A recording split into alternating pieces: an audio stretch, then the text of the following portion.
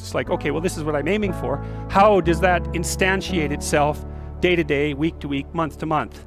And that's where something like a schedule can be unbelievably useful. Google Calendar. It's like, make a damn schedule and stick to it. The next best predictor of lifetime success is conscientiousness. Well, and of the two aspects of conscientiousness, say orderliness and industriousness, the better predictor is industriousness. So the question is, well, what can you do about your industriousness? And the answer to that is, well, that's kind of rough too, because there's a strong genetic component. But you can work on micro habits with regards to your conscientiousness. I think the best thing you can do with regards to your conscientiousness is to set up some aims for yourself, goals that you actually value. Better have a valued goal, because otherwise you can't get any positive motivation working out. And so the more valuable the goal, in principle, the more the micro processes associated with that goal start to take on a positive charge. And so what that means is, well, you get up in the morning and you're excited about the day, you're ready to go. And so as far as I can tell, what you do is you specify your long-term ideal.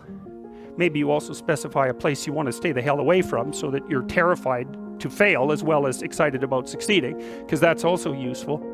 That make you say, oh, if that could happen as a consequence of my efforts, it would clearly be worthwhile. Because the question always is, why do something? Because doing nothing is easy. You just sit there and you don't do anything. That's real easy.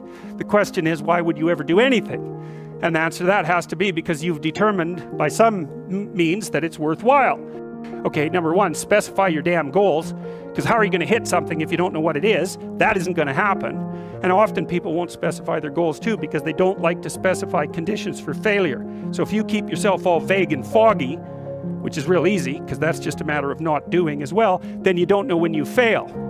It's like, okay, well, this is what I'm aiming for. How does that instantiate itself day to day, week to week, month to month? And that's where something like a schedule can be unbelievably useful. Google Calendar. It's like, make a damn schedule and stick to it. Okay, so what's the rule with the schedule? It's not a bloody prison. That's the first thing that people do wrong. They say, well, I don't like to follow a schedule. It's like, well, what kind of schedule are you setting up? Well, I have to do this, then I have to do this, then I have to do this, and then I just go play video games, because who wants to do all these things that I have to do? It's like, wrong. You have to negotiate with yourself and not tyrannize yourself.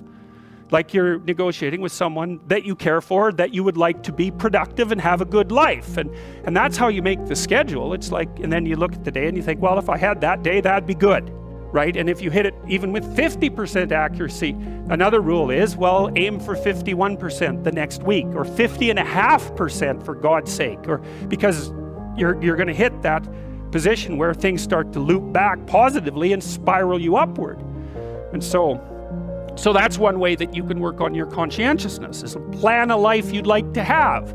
Having a little conversation with yourself about, as if you don't really know who you are, because you know what you're like. You won't do what you're told. You won't do what you tell yourself to do.